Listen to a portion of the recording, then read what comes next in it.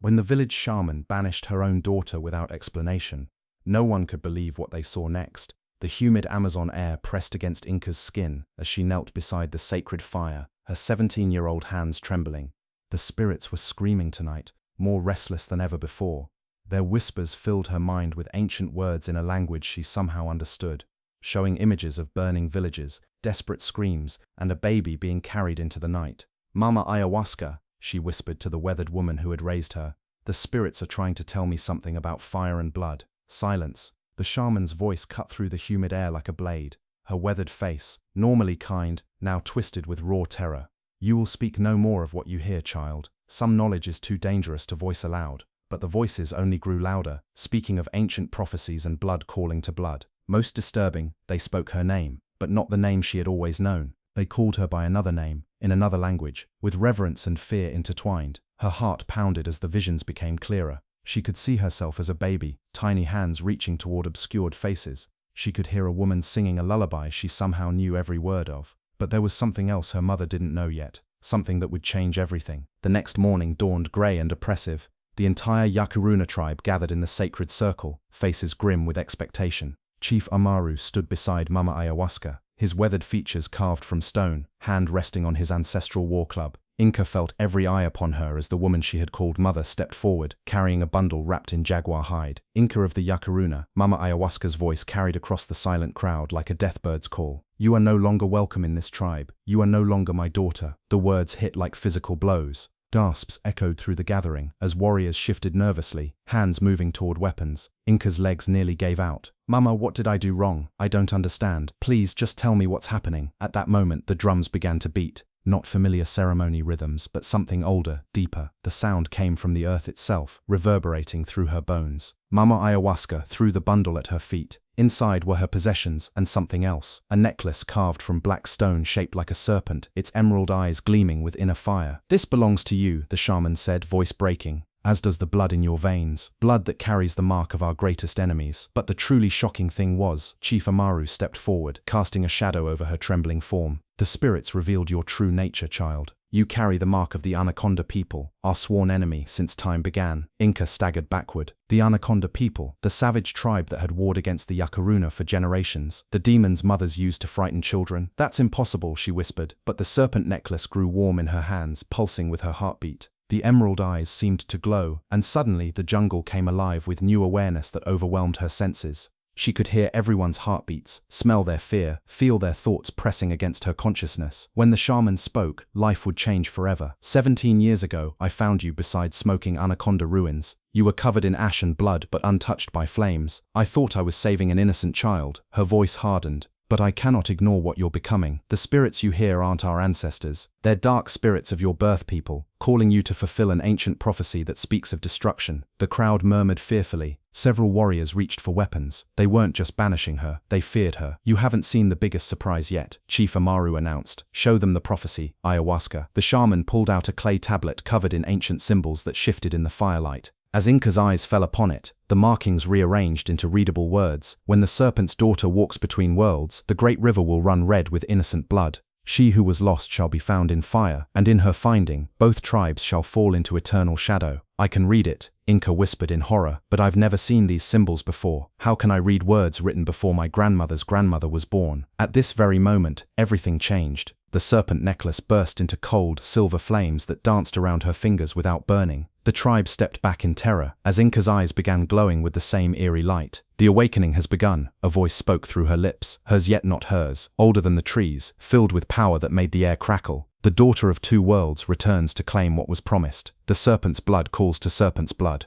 Inca felt herself losing control as supernatural possession deepened. Through glowing eyes, she could see spirits moving through the crowd, ancient battles in the sky above, and the true forms of everyone around her. She could see Mama Ayahuasca's love and terror warring within her heart, Chief Amaru's desperate determination to protect his people, and something else that made her blood run cold, hidden memories of those who had been there 17 years ago. "Wait," Don't miss this detail. As the possession continued, Inca fought to regain control. In the supernatural chaos, she glimpsed something that froze her soul. Among the frightened crowd stood a man whose features were hauntingly familiar. The same dark eyes, angular cheekbones, and small scar above the left eyebrow that she carried. While everyone else radiated fear, this stranger smiled with satisfaction. "Who is that man?" she gasped between the spirit's proclamations. Mama Ayahuasca followed her gaze and went pale. "Impossible. He died in the raid 17 years ago. I saw his body myself. What you've seen so far is nothing," the stranger said, his voice carrying clearly despite speaking barely above a whisper. Tribe members parted before him like water, their eyes glazed as if walking in dreams. "My dear sister has done wonderfully raising my daughter, but your services are no longer needed." "Sister?" Inca's mind reeled. "Mama Ayahuasca's brother, supposed to be dead." "Kotl," the shaman whispered like a curse. "But the raid, your wounds, were carefully orchestrated," Kotl replied smoothly. "Did you think the Anaconda people would leave their most sacred child unguarded? Did you think we wouldn't notice when our greatest treasure went missing?" The glow in Inca's eyes intensified. She wasn't just any Anaconda child, she was something special, worth 17 years of deception. "What am I?" she demanded, finally speaking in her own voice. Kotl's smile widened. "You, my precious daughter, are the last serpent speaker, the only one in 3 generations born to commune with the great Anaconda itself. Tonight, on your 17th birthday, your powers have awakened." The weight of revelation crashed over her. Everything she'd believed was built on lies. "You won't believe it, but..." Mama Ayahuasca stepped closer despite the crackling energy. "I knew this day would come. I've been preparing for 17 years. She pulled out a weapon unlike anything Inca had seen, a blowgun carved from black wood that absorbed light, covered in symbols that caused pain just looking at them. "The spirit killer," Kotl hissed, his composure cracking. "Those were destroyed centuries ago." "Not all of them," Mama Ayahuasca replied grimly. "Some of us have been preparing for this moment." She raised the weapon, pointing it at her daughter's heart. "Forgive me, Inca. I love you, but I cannot let you become his instrument of conquest." "No," Inca screamed. "I don't understand any of this. Don't do this." The shaman fired. But the truly shocking thing was what happened next. The spirit-killing dart hovered in mid-air, surrounded by silver flames, slowly rotating until it pointed back at Mama Ayahuasca. "The great Anaconda protects its speaker," Kotl said triumphantly. "Did you think mortal weapons could harm her now? Run, Inca." Mama Ayahuasca cried as the reversed dart hung before her. "Don't let him take you to the sacred pool. The price is greater than you imagine." The sacred pool. Inca had never heard the name, but images flooded her mind. A hidden cenote with black waters, ancient carvings, and something vast stirring in the depths. Distant drums began beating from the jungle itself, hypnotic and compelling. Inca felt her body moving to the rhythm despite efforts to resist. "Yes," Kotl breathed. "You hear them, the drums of your true people. The great Anaconda has waited 3 centuries for your return." Chief Amaru raised his ancestral war club. "This ends now, witch. You will not corrupt our land with dark magic," he charged. But Inca's power lashed out instinctively.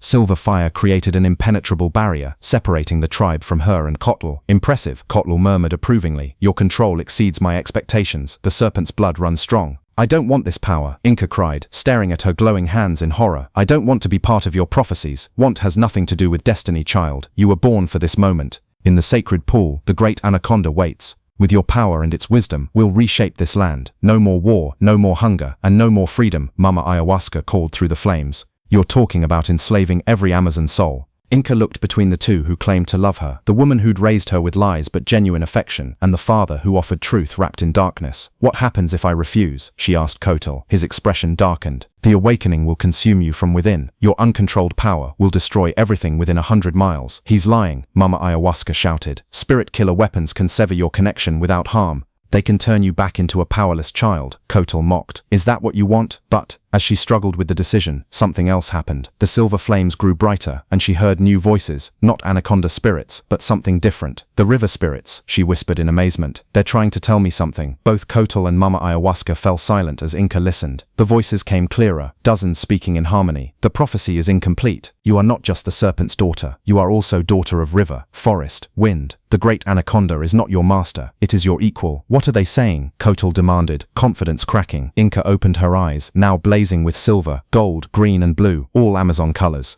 "You've been lying too, father. The great Anaconda isn't sleeping by choice. It's imprisoned, bound to serve whoever controls the sacred pool. You want to enslave it, like you want to enslave me." The barrier expanded as her true power manifested, not just anaconda magic or Yakaruna shamanism, but something entirely new. I'm what happens when enemy tribes fall in love despite everything that should keep them apart. A buried memory surfaced, her real parents meeting secretly, trying to broker peace, condemned by both sides. My real mother wasn't killed in a raid, she was executed for treason, for loving the wrong man, and now you want to use me to continue the violent cycle. But Coatl played his final card. Breaking free from supernatural bonds with dark power, he pulled out a glowing clay vessel. Great anaconda poison. 1 drop kills 100 men. Before Inca could react, he hurled it over the flames. It shattered at Mama Ayahuasca's feet, releasing toxic vapor. No, Inca screamed, dropping her barrier. Mama Ayahuasca convulsed, skin turning green. The antidote, only you can make it, at the sacred pool. But be careful. If I wake it fully, it will try to possess me. Inca finished. The choice was always yours, the dying shaman whispered, pressing a stone carving into Inca's palm, a human figure between sun and moon. The bridge walker, Chief Amaru breathed, one who could walk between all worlds. Inca stood, facing her father. You're taking me to the sacred pool. I'm saving her, but not your way. You need me, because you can't wake the great anaconda yourself. You're just a man with godhood delusions lacking the power. Silver gold flames intertwined around her hands. We're going to the sacred pool. I'm waking the great anaconda. But instead of enslaving it, I'm offering it something it hasn't had in centuries, a choice. The ancient texts clearly state. The texts were written by people who saw spirits as things to control. What if they deserved the same respect as any living being? She addressed the tribe. I don't know if this will work. But if I don't try, Mama Ayahuasca dies. And if you fail, Chief Amaru asked, I'll die fighting for what's right, instead of living as someone's weapon. She walked into jungle, following an ancient path her instincts recognized. Behind came Kotal and the warriors. The journey took hours through dense jungle that seemed to part before them. Ancient trees towered like living cathedrals. Strange flowers bloomed in impossible colors, and the air pulsed with magical energy. As they walked, Inca's power continued evolving, no longer just serpent magic or nature shamanism, but something unprecedented that synthesized opposing forces. She could hear every heartbeat within miles, feel the trees' slow thoughts, sense wind spirits carrying messages. Most remarkably, she perceived the harmony connecting all life into one magnificent symphony.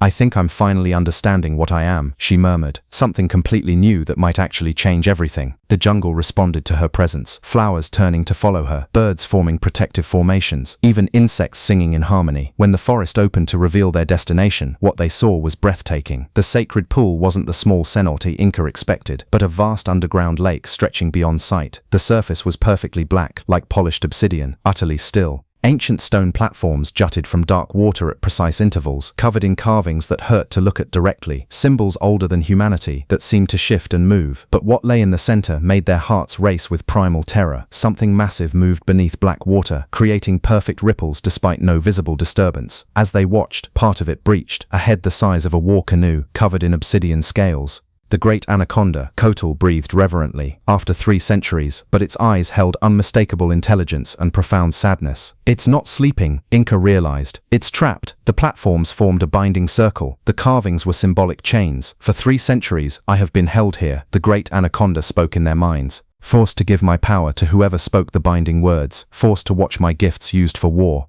Not anymore, Inca said, stepping onto the first platform. You don't know what you're doing, Chief Amaru called. For the first time, I know exactly what I'm doing. She understood. The ritual was about freeing the great anaconda, not controlling it. Stop, Kotal shouted. Without control, it will flood the entire Amazon. Will you? Inca asked the spirit. I am tired of being used as a weapon, it replied sadly. If you free me, I will protect this land and all its people, regardless of tribe. Impossible, Kotal screamed, pulling out a black knife. The ancient hatred cannot be overcome. Maybe it's time to give them a different option. Binding magic fought her as she moved closer, each step requiring enormous effort. But with each platform, she felt the great anaconda's hope growing. Just when they thought it was over, Kotal snarled, leaping toward his daughter. The real battle begins. But as he landed, the platform cracked and glowed. Energy vines erupted, binding him. The spirits of all you've harmed, remember, the great anaconda explained. Inca reached the center platform, feeling the full weight of ancient binding and the key to unmaking it. The sound of freedom was familiar, but no one had heard it in so long. Power flowed through her, not just hers, but every Amazon shaman who had ever lived, waiting for someone to break the cycle of hatred. With thunder, the binding stone cracked. Water churned as the great anaconda stirred. Instead of destructive rage, its form shifted from pure serpent to something more complex. Part snake, part human, with a face expressing emotion and arms that could embrace. I had forgotten what it felt like to choose my own shape. Thank you, it said simply. What can I do to repay this gift? Save her. Show me how to heal the poison. Together, they crafted a cure requiring understanding of how life and death, poison and healing were part of the same cycle. Everyone had learned the truth, but the real shock was yet to come. Inca looked at the assembled crowd. I know you're wondering if I'll use this power for revenge, but I'm tired of people making choices for others. I'm offering both tribes a genuine choice to try something new. What kind of choice? Chief Amaru asked. To see if enemies can find a different way to live. But as Inca stepped toward shore, Kotal broke free from his bonds. 17 years of planning, he wouldn't let it slip away. If I can't have the power, no one can. He lunged with the knife. Time slowed. But Chief Amaru threw himself between them, taking the blade meant for Inca. Why? She gasped, catching him. Because you gave me hope. My granddaughter might grow up in a world where children don't have to choose between heritage and future. The great anaconda touched the dying chief with gentle power, not to revive him, but to ensure his sacrifice would be remembered. Some endings are really beginnings, Inca whispered through tears. She looked at the faces around her, warriors from enemy tribes, an ancient freed spirit, her broken father. This is how it ends, she announced with quiet authority, not with conquest or revenge, but with choice. She held up the antidote. I'm saving Mama Ayahuasca. Anyone who wants to come with me can come. Anyone who wants to think about what they've seen can stay. Anyone who wants to pretend this never happened can walk away. And him, a warrior asked, pointing at Coatl. Inca looked at her father, the man who had built his life on lies, willing to enslave spirits and corrupt his daughter for imagined power. He gets to choose too. He can keep trying to recreate control-based magic, or he can learn a different way. She turned toward the village, carrying the precious antidote. Behind her, footsteps followed. First one, then more, then almost everyone. What about you? The great anaconda called. What will you do now? Inca paused, feeling power flowing through her connection to every Amazon living thing, potential to reshape the world according to her will, and she chose not to. I'm going home. I'm saving my real mother, the one who raised me with love. Then I'm living my life one day at a time, making the best choices I can. The antidote worked. Mama Ayahuasca survived, though weakened for weeks. During recovery, they talked about truth and love, protection versus control, choosing hope over fear. Some from both tribes stayed to build something new. Others left, carrying stories to their peoples. A few, like Coatl, vanished into jungle depths. But the most important change was in Inca herself. She had discovered her heritage, awakened incredible power, faced impossible choices. Through it all, she remained essentially herself, a 17-year-old wanting to protect those she loved and make the world slightly better. Years later, travelers heard stories of the village where enemies lived peacefully, guided by a young shaman speaking to forest spirits. Some came seeking magic spells, others hoped for miracles. They found something more ordinary and extraordinary, people who had chosen to see past differences, building bridges instead of walls, raising children with hope rather than hatred. In the center was Inca, no longer the confused, banished girl, but a woman who found true power not in ancient magic, but in treating others with dignity and respect. The great anaconda became guardian of the entire region, protecting all regardless of tribal affiliation. But it never again allowed binding or control by human ambition. The prophecy of destruction became a promise of renewal. By choosing hope over fear, Inca transformed a prediction of doom into reality of possibility. The spirits still whispered jungle stories of the girl who walked between worlds and chose bridges over walls. Sometimes, when moonlight falls on the sacred pool, visitors see a great serpent dancing in depths, not trapped or enslaved, but free to choose its own path, just as every person should be.